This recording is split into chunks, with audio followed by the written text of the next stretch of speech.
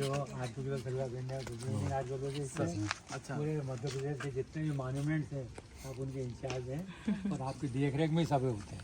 अच्छा महतो जी इनको बताओ, ये मिस्टर महतो जी हैं, कंजर्वेशन इंजीनियर है यहाँ के। तो इनके यहाँ पे सुपरविजन में पूरी देखभाल पूरी होती है, टूट फूट रिपेयर सब इनके अंदर होती है और सुपरविजन सभी में आपका होता है। इतने मध्य प्रदेश के मामले में तो आप भी कुछ पूछना हो तो। ये हम लोगों का ग्रुप है। अच्छा Fulbright is all participants। आप तो मिले ही हैं पहले। हाँ तभी ठीक है भैया आपकी। हाँ हाँ फर्स्ट क्लास। देखो हमें साहब आए हैं, आप इनसे पूछिए। तो इस पहलगाम गेट के बारे में हाँ जो बताना चाहते हैं आप बताएंगे। नहीं फिलहाल आप जारी रखिए, मैं बीच में बोल दूंगा, आप कंटिन्यू कीजिए जो आप बता रहे थे जारी रखिए। हाँ मैं ये बता रहा था कि ये पश्चिम द्वार है। 4 द्वार जैसे बताया हमने, उत्तर का देखा, पूर्व का देखा, दक्षिण का देखा और ये पश्चिम का। तो पश्चिम के द्वार में भी क्या है कि यहाँ को 3 जातक कथाएँ देखा, 3 है टोटल 5 में, तो 3 यहाँ। इसमें आप सबसे जो टॉप में तो जो सिंबल सारे दिए हैं, तो मिडिल जो दिया है ना, मिडिल आर्किटेक्ट, मिडिल का जो स्टोन है उसमें फिर वो सारनाथ का दृश्य जो आपको बताया था ना कि सारनाथ में सबसे पहले बुद्ध ने अपना प्रवचन दिया सारनाथ में। तो सारनाथ के बीच में जो चक्र दिया है, धर्म चक्र, वहाँ बुद्ध बैठे हैं और उन्होंने चारों तरफ देखे, उनके फॉलोवर्स हैं। और नीचे फिर वो हिरण है, जो हिरण को अभय दान दिया था, तो उसका जो गार्डन था उसको मृगदाव कहते हैं। तो पूरा वो मृगदाव का दृश्य पूरा था।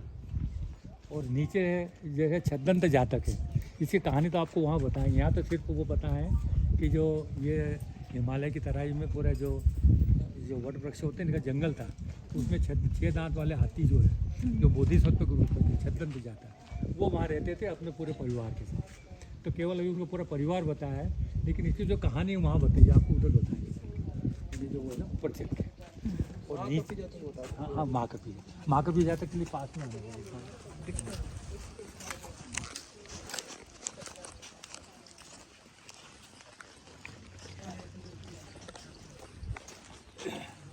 ऐसे टोटल आप जितने जातक कथाएं देखेंगे 545 है, 545, लेकिन सांची में 5 ही जातक कथा है। इसमें जो यहाँ जो दिख रहे हैं ना सबसे टॉप टू पर ये है महाकपि जातक। महाकपि जातक ने जो महाकपि के रूप में बोधिसत्व, जितने जो पिछले जन्म है वो अलग अलग रूप में हुए हैं, किसी राजकुमार में हुए, किसी हिरण के रूप में, कि अलग अलग रूप में। तो इसे महाकपि यानी बंदरों के राजा जो थे, शासक। तो ये हिमालय की तराई में थे, आमों का जंगल था, तो वहाँ अपने प्रजा के साथ रहते थे। तो वहाँ जो काशी के राजा ब्रह्मदत्त थे वो नीचे बताए, तो वहाँ गंगा नदी है। ये गंगा नदी का पहला इम्प्रेशन है ये। तो गंगा नदी में जब वहाँ का आम आके गिरता है और वहाँ तक आता है, तो उसका जो मशवरे इनको राजा को देते हैं, तो पता चलता है कहाँ से आया। तो ये पता कर वो सेना सहित पूरे हिमालय जाते हैं, वहाँ देखते हैं कि बहुत बंदर उछल कूद कर रहे हैं, सब नष्ट कर रहे हैं। तो उन्होंने लगा कि तो चीज़ नष्ट हो जाएगी, तो उन्होंने फिर बंदरों को मारना शुरू किया। लेकिन उनको क्या अपने प्रजा को बचाने के लिए वो देखिए नदी के ऊपर पुल बन जाते हैं, ऊपर एक इधर और एक इधर पुल है ना। बंदर जो है उनकी छाती से, पीठ से निकल के दूसरी जगह चले जाते हैं, ठीक है ना आपको पीछे। तो इसमें लास्ट में क्या है, इनके जो भाई थे एक देवदत्त, वो भी कपि के रूप में थे, वो उनसे फिर जलन रखते थे।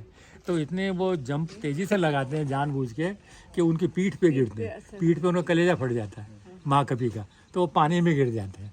तो पानी में जो गिरते हैं, जब वो ब्रह्मदत्त जब दृश्य देखता है तो बड़ा मन में लगता है कि देखो ये अपने प्रजा के लिए कितना कर रहे, प्राण त्याग किए। तो वो फिर उनको महाकपि को निकलवाते हैं, वो पेड़ के नीचे देखिए, वहीं नीचे उनका उपदेश सुन रहे, इधर कॉर्नर वो राजा है और महाकपि बैठे हैं, है ना। इतना वो है उसमें ये पर्वत, वो एक जातक इसकी यहाँ पर है। अभी तो ये जो जिसने दान दिया है ना, कि उसका नाम लिखा हुआ। ये ब्राह्मी लिपि है, 1ली शताब्दी ईसा पूर्व की है।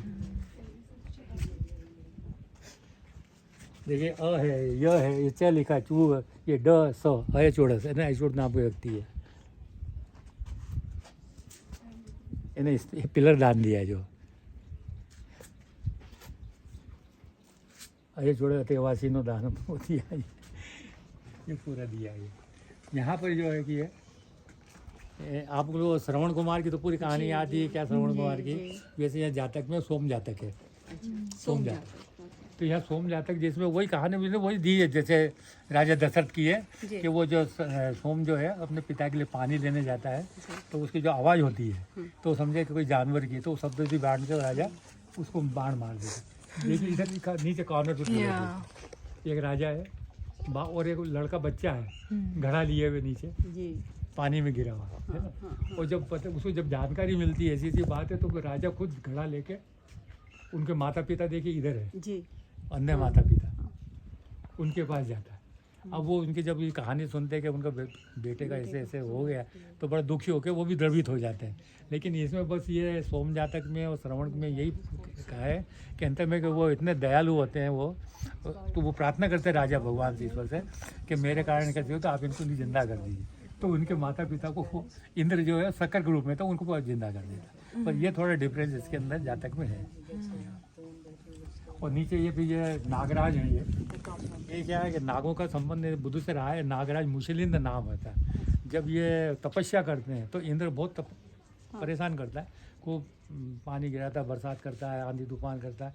तो नागों के जो राजा थे मुशलिंद नाग शेष नाग कर वो उनके ऊपर छत्र बन जाते हैं और उनकी पूरी रक्षा करते हैं। वो सब इनकी ये है नागिन वगैरह ऐसा पूरी है ना। पूरा वो पूरा बोध गया का दृश्य है ये वाला। क्या आप पहली वाली कहानी एक बार और बता सकते हैं? मेरा